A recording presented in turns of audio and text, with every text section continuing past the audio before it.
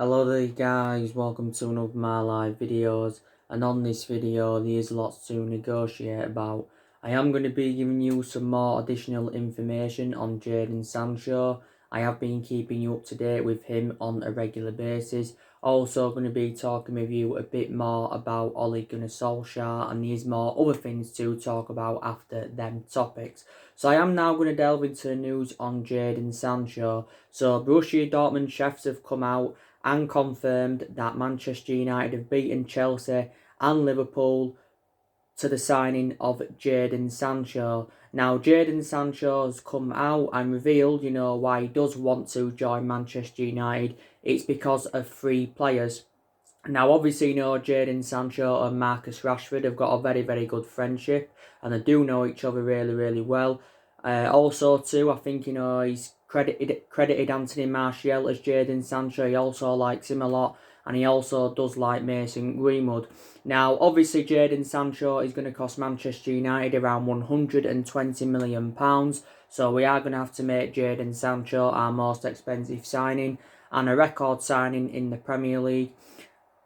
And also, we're going to make him the most expensive British player in history, like I mentioned in that. Obviously, Fabrizio Romano, who was a very reliable Italian journalist. Don't forget, he broke out the news not too long ago. He says that Manchester United have been in contact with Jadon Sancho's agent for around 2 months. And of course, we are now working on his contract. I think Man United would be determined to give Jadon Sancho around £200,000 a week. So we'll probably give him the exact same or similar wages to what, Marcus Rashford is on.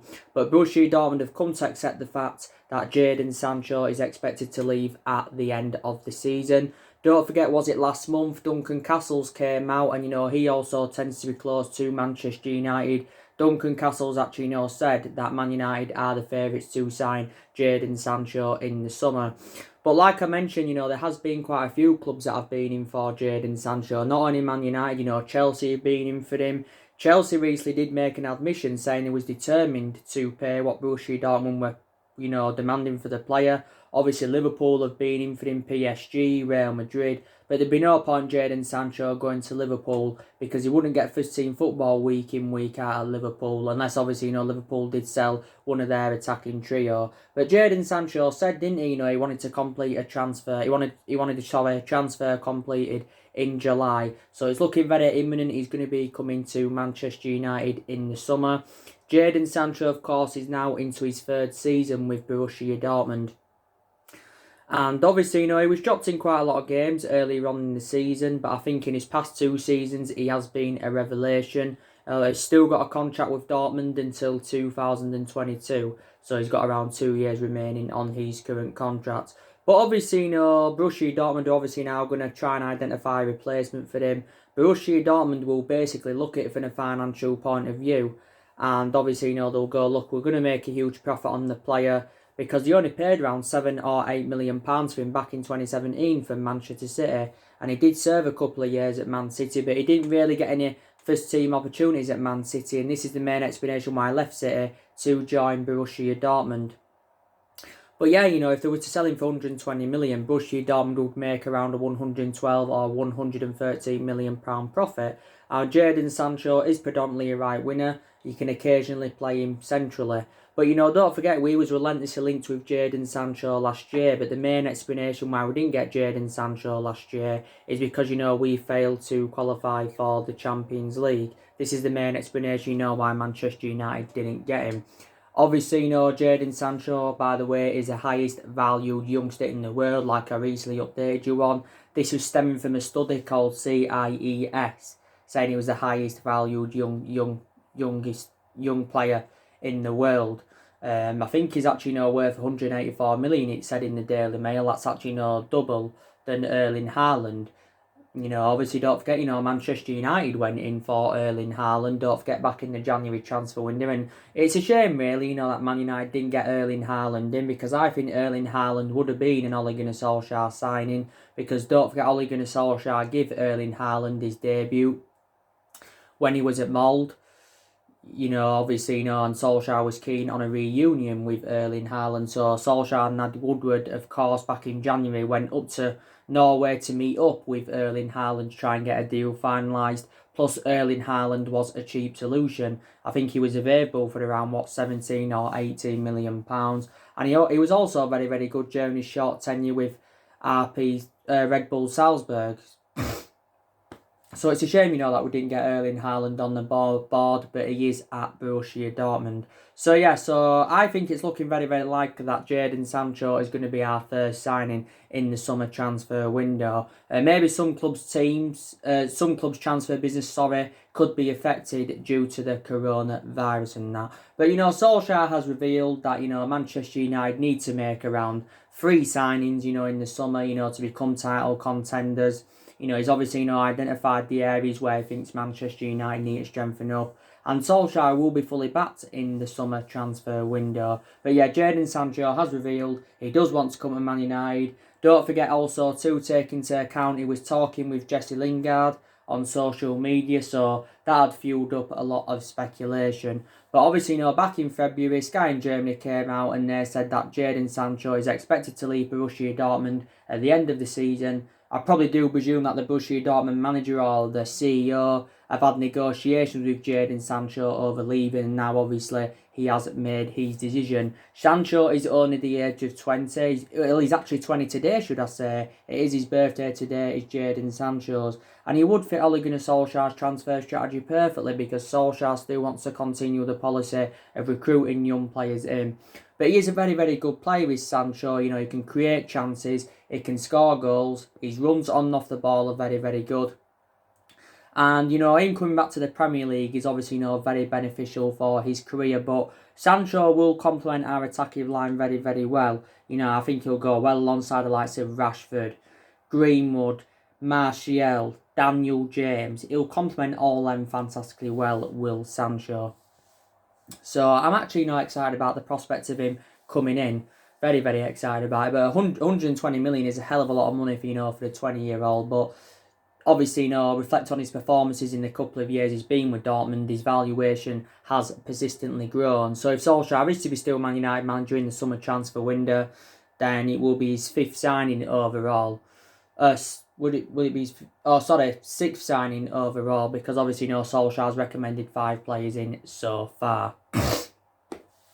So I just want to, give you the news on that. Now, I'll delve into news regarding Ole Gunnar Solskjaer. So, my own perception now on Ole Gunnar Solskjaer is, I think, Solskjaer, deserves to stay at Manchester United. And I think, the club should give Solskjaer at least another season, to see what he can do. Give him at least a couple more transfer windows to see who else he can recommend in. Because obviously, analysing the vast majority of this team, it isn't Ole Gunnar Solskjaer's, like I've put into the equation before. Solskjaer is still in the process of rebuilding this Manchester United team. He's inheriting the vast majority of Jose Mourinho's players. Because like I mentioned, Jose Mourinho recommended 11 players into the football club. And, so don't forget, Solskjaer was recently talking about how he had to overhaul Manchester United when he replaced Jose Mourinho back in December 2018. And obviously he did say, there was a lot of changes that Man United needed, including personnel, players and tactics and stuff like that. So yeah, he's still inheriting players here from the Louis van Gaal era. There's still what matter here from the David Moyes era. And there's still a couple of players here, from the Alex Ferguson era. So he does deserve at least a couple of more transfer windows. But as it stands at the moment, Solskjaer is in his first full season at Manchester United. And he has now been officially here for 15 months. Now, analysing this 15-month period, there has been a lot of ups and downs. And obviously Solskjaer is aware of the pressure that he's been under at Manchester United. And another main explanation, why I think he deserves another season, because, we have really turned a corner recently. Man United are we're unbeaten in our last 11 games in all competitions. And like I mentioned, this is our best vein of form since Solskjaer was the interim manager. It's our best vein of form, since Ole Gunnar Solskjaer was the interim manager. So yeah, Man United definitely need to give him another season, because Man United have not really got the structure to keep sacking managers, and like I mentioned, we've already sacked 3 managers since the Alex Ferguson era. Now, one thing I can assure, I don't see Ole Gunnar Solskjaer invoking Ferguson's legacy at the football club, but there again, I don't see any manager, invoking Ferguson's legacy at the club. But, you know, like I mentioned, it takes some managers time, you know, to get things right and that. And, you know, with Ferguson, you know, it took him, you know, time because, you know, when Ferguson got recommended in from Aberdeen back in 1984, was it? He didn't win out in his first 4 years at Manchester United. And don't forget, you know, the boards were talking about, you know, sacking Alex Ferguson.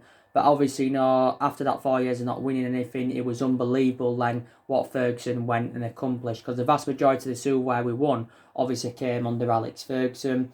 And like I mentioned, you know, we had a lot of great players under the Ferguson era. You know, we had the likes of Rooney, who endured, 13 years at Man United, our all-time leading goal scorer. You know, we had the likes of Cristiano Ronaldo, Tevez. They did really, really well alongside Rooney. We had the likes of Patrice Evra, Nemanja Vidic and Ferdinand at the back. You know, Michael Carrick, he was also a long-serving player. He endured 12 years at Man United. He's now one of the coaching assistants at the club. Obviously, you know, we had Paul Scholes, who was also a fantastic midfielder. So, yeah, we had a lot of great players under the Ferguson era. I actually do believe the last signing Ferguson made was Robin van Persie. I think I'm right there. You know, we got him in 2012. You can say Robin van Persie had won us the league. In the 2013 season, you know, when we won it in Alex Ferguson's last season, you know, reflecting on the amount of goals that Robin van Persie had scored and that. But yeah, it was just unbelievable under Alex Ferguson. I think the lowest we finished under Ferguson was actually third. So that just indicates how dominant Manchester United were. And Ferguson were at Man United for 26, 27 years. But, you know, since Ferguson retired in 2013, you know, everything has just seemed to have all gone downhill. And Man United have been playing catch-up for the last 6 or 7 years or so. Obviously, when Ferguson retired, you know, Ferguson made the decision to recommend David Moyes in. And obviously, you know, that was the wrong decision. But that's the only mistake Alex Ferguson ever made, was recommending David Moyes in. The main explanation why David Moyes got recommended in is because, you know, there was both Scottish, and Ferguson for some reason had a lot of time for David Moyes. Obviously Moyes didn't last that long, you know, he only lasted around 8 or 9 months at the club. You know, we knew Moyes was never going to be the right man, you know, because he'd never dealt with top players. You know, he never had a proven pedigree. You know, you can take into account he did quite well with Everton. He was there for around 10, 11 years, but didn't win out in terms of silverware. The season under Moyes, I think Manchester United finished 7th, so I think that's the lowest we've finished in the Premier League era. So, yeah, we got rid of Moyes, and then obviously, you know, Man United got Louis van Gaal in again, didn't work out under him. He lasted longer than David Moyes did, Louis van Gaal, but, you know, his philosophy just wasn't right for the football club, and we thought totally comparison at the first, because he actually, you know, enjoyed a good start to his managerial career, did Louis van Gaal, and then all of a sudden, you know, it just basically went downhill. I think he lasted, was it, a year and a half at the club. He did win the FA Cup with us, did Louis van Gaal, but, you know, just basically wasn't good enough. And then obviously, you know, we brought Jose Mourinho in after Louis van Gaal. He enjoyed 2.5 years at Man United. He's enjoyed the longest tenure at the club since the Ferguson era.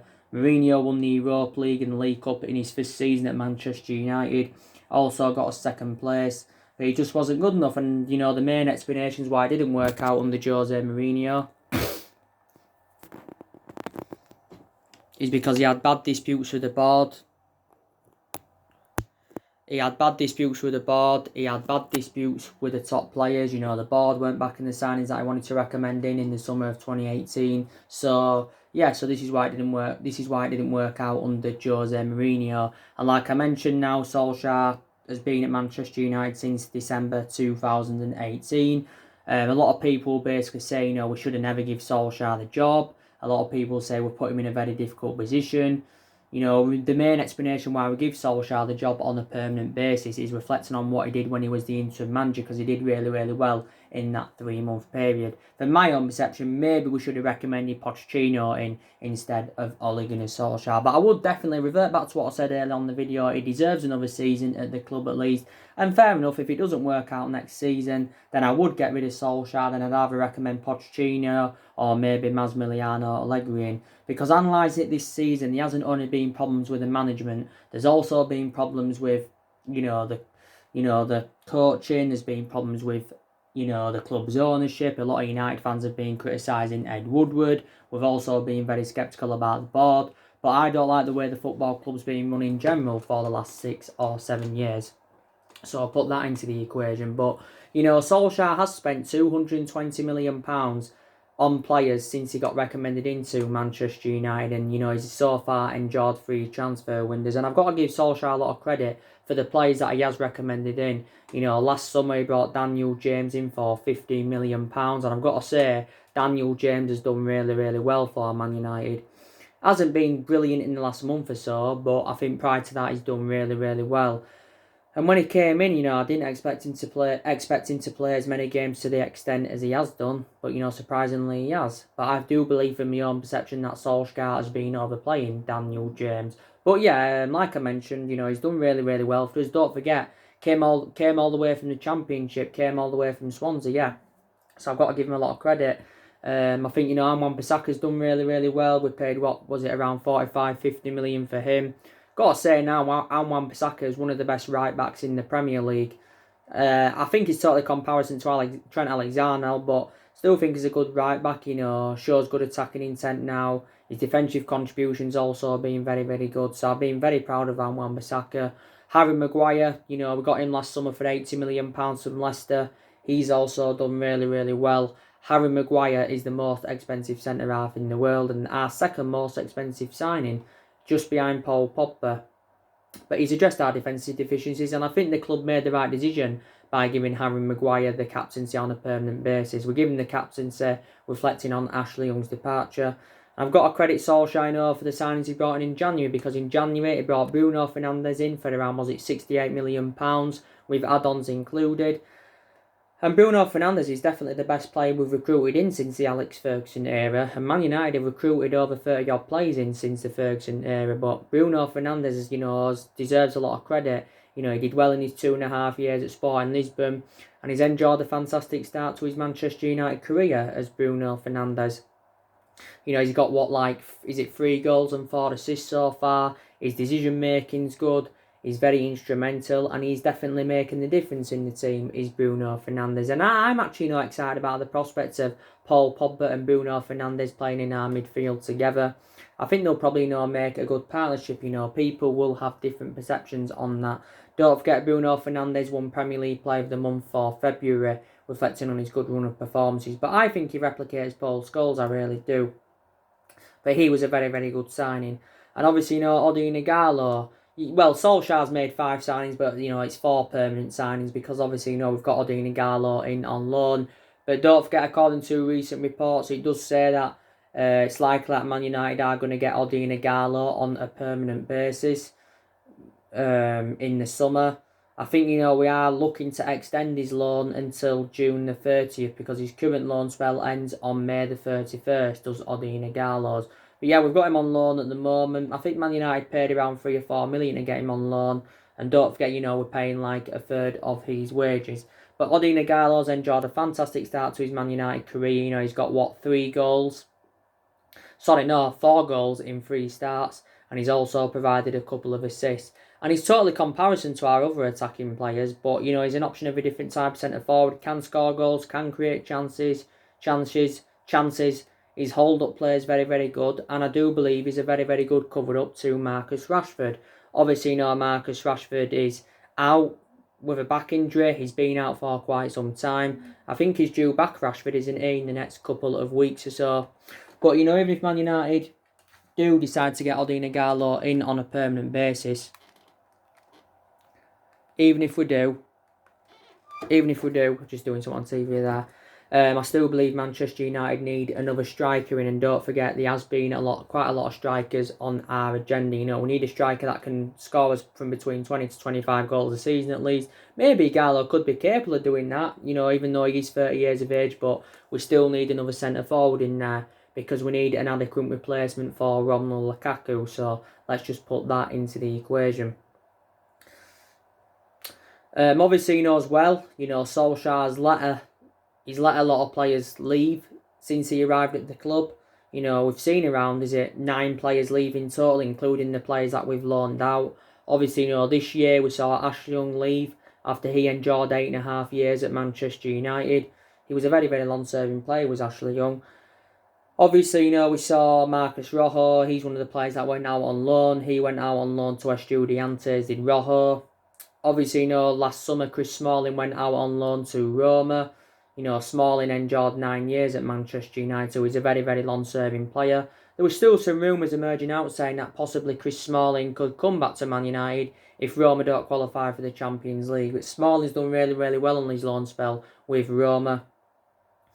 So he's on loan at Roma. Obviously, we saw Darmian go last summer. He went to Parma. Obviously, Herrera went last summer to PSG on a free transfer after he endured 5 years at Man United. We saw Romelu Lukaku go, to Inter Milan for £70 million. Marian Fellaini left after he endured 6 years at Man United. Fellaini joined China back in January 2019. Don't forget, he recently got tested positive for coronavirus. I think Fellaini was the first player we got rid of since Solsjaker came in. I think we got rid of Fellaini before Solskjaer got the job permanently. Obviously, Sanchez is out on loan at Inter Milan. We'll be looking to get rid of him on a permanent transfer. Dean Henderson is out on loan with Sheffield United, but it's obviously looking very imminent that Dean Henderson will be making a return to Manchester United. After his loan spell ends with Sheffield United, and probably Dean Henderson will become our number one goalkeeper. There's been a lot of talks about it because Dean Henderson's done really, really well at Sheffield United, and De Gea, he's obviously been our number one for years, but I've got to say, at least in last year and a half or so, De Gea has been a liability. I've got to be honest with you. Reflecting on the calamitous mistakes he has made, and there's been rumours saying, that De Gea could possibly leave Manchester United in the summer. So yeah, a lot of players have left since Solskjaer's arrival, so I've got to give him a lot of credit, that he has got rid of a lot of the deadwood, so give him credit for that. But I think Solskjaer this summer is planning to get rid of around 4 to 5 players. I think it's 5 players we're planning to get rid of. Like I've said to you, I think Man United will get rid of Phil Jones. He's one player we'll get rid of because he can't even get in the team, Phil Jones. Because obviously Harry Maguire and Victor Lindelof are our first choice centre-halves. Bay and Tuanzebe are our backup centre-halves. They've just come back from injury. And also to Luke Shaw's played as a centre-half a few times this season when we've gone with 3 at the back, but he is predominantly a left-back. So we need to get rid of Jones. We also do need to definitely get rid of Jesse Lingard and Andres Pereira. They are 2 players I think Man United are going to get rid of anywhere because, like I mentioned, the 2 liabilities. Since Bruno Fernandes came, Lingard's found game time difficult. Since McTominay's come back, Andres Pereira has found game time very, very difficult. And both players can operate in the number 10 and they can also play on the right. But I think they're on the way out of the football club. Lingard's got just under 16 months left on his contract. Andres Pereira's got, 3 years left on his contract? Because he's under contract with the club until 2022, isn't he? Is Andres Pereira. Like I mentioned, we'll try and get rid of Sanchez on a permanent transfer. Rojo will probably go on a permanent transfer. But yeah, we'll get rid of around 5 players in the summer. Just wait till I see the summer.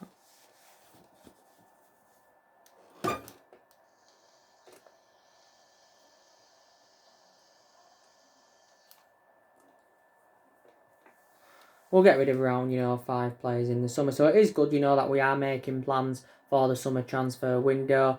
Don't forget, it did say that Man United and Ed Woodward are going to be contacting a lot of players and agents in weeks to come. So let's just put that into the equation. But Man United have got quite a few ambitions this season, and one of those ambitions is to win the Europa League, because that's a chance for us getting some silverware on the board. Plus, it's another route to Champions League football, and also to the FA Cup is a chance for us getting some silverware on the board. So yeah, we can definitely win some silverware this season under Solskjaer. Obviously, as it stands at the moment in the league, we are sitting 5th. We're 3 points behind Chelsea. As you all know, the season is going to be resuming from the 1st of June. The Premier League is scheduling a plan, and the season will be completed within 6 weeks. And these games will be played behind closed doors.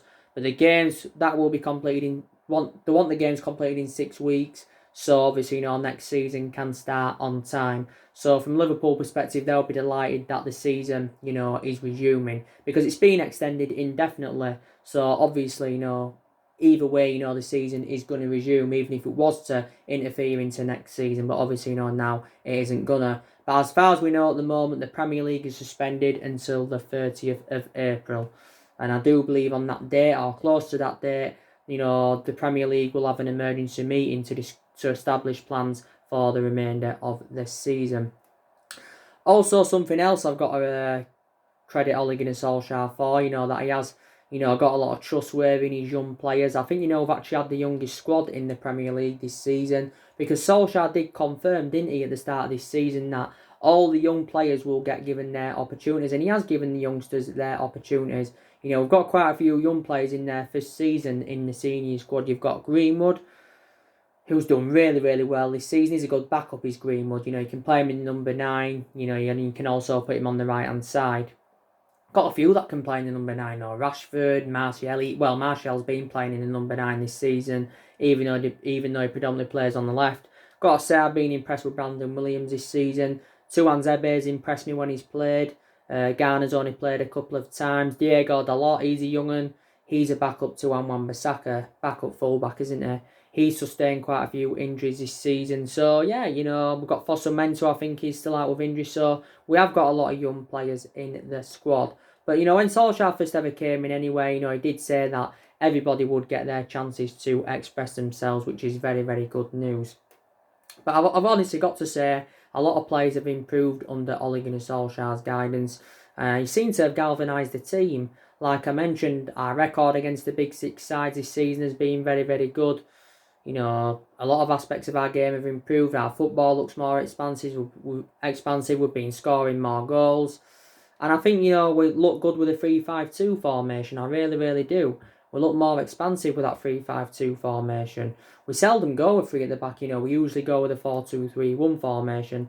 And Solskjaer's been going with that formation on a regular basis this season. But, like I said, give Solskjaer more time. He's still got, 2 years remaining on his current contract. But what a player Solskjaer was for Manchester United, and that great player he was. He enjoyed 11 years as a player. Don't forget, he's recently come out in the media and said that Liverpool, were interested in signing him back in 1996 before he came to Man United. I think Bayern Munich and a few other clubs were in for him. But he was only interested in coming to Manchester United, was Ole Gunnar Solskjaer and that. But he's inexperienced as a manager, but like I've mentioned to the longer he remains in the managerial job, he's going to be gaining more experience. And a lot of players are backing him, so let's just put that into the equation. Now, obviously, I've been keeping up to date of what's been going on with Paul Pogba, haven't I? Obviously, his future still remains uncertain at the moment. Obviously, Rob Dawson from ESPN came out today. It also was in other media outlets. Basically, saying that Man United are confident now that Paul Pogba will stay at the football club.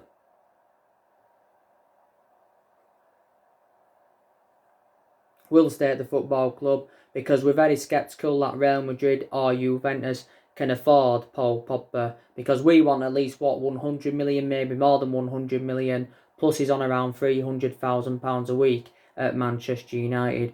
Don't forget, due to this coronavirus anyway, Paul Pogba could be expected to stay at Manchester United for another year. Obviously, we do know Paul Pogba's agent, Mini Raiola, has been talking a lot. He's been talking a hell of a lot since the turn of the year. Don't forget, he criticised Neville. He was recently talking about his client, saying he wants to take a great footballer to Real Madrid. He also said, Pogba's having a complicated time at Manchester United. So these are some of the stuff that Mini Raiola had said, but at least in the last couple of years, Mini Raiola has been working on getting his client a transfer away from Manchester United completed. Now, obviously, Ed Woodward's had negotiations with Mini Raiola to stop Mini Raiola making public attacks against the club. Obviously, the other week, Pogba said he was interested in staying at Man United, and he was interested in extending his contract, and we could still give him a new long-term contract. I can probably assure that we'll trigger that 1-year extension on his contract at least, because he's got 2 years left on his contract, 1 year with an option of a further year and that. And obviously, Solskjaer said after the 5-0 win against Lask that Paul Pogba will remain at the football club. But since he rejoined from Juventus back in 2016, he has had a long-running transfer saga with Pogba. He's had a long-running transfer saga, but he actually, said recently, we're willing to accept, just £100 million for him. Last summer, Man United wanted around £180 million for Paul Pogba. You know, obviously, you know, he's been back in training. Well, he was back in training last week, so when the season does resume, Paul Popper will be playing. So let's just put that into the equation. But like I mentioned, give Solskjaer another season. Man United are one of the biggest clubs in the world with a fantastic history, a fantastic fan base, most successful team in England, and basically, you know, now we are looking to buy into our history. This is, you know, what we are, you know, looking to do. You know, we've enjoyed our worst start ever to a Premier League season. You know, earlier on in the season, we was facing a relegation battle. I knew Man United wouldn't get relegated anyway because we're too much of a big club. But, you know, Solskjaer, you know, when he was at Cardiff, ended up getting Cardiff relegated. So, and obviously, earlier on today, didn't I give you the news on Jude Bellingham? You already know what's going on with the developments around him. He's a possible player, you know, Manchester United could also sign in the summer. Kane, there's been a lot of talks about him, but I don't see him coming to Man United personally. You know, there's been talks about Aubameyang. I don't see him coming to Man United personally. But yeah, I think we're going to definitely get Jadon Sancho in the summer.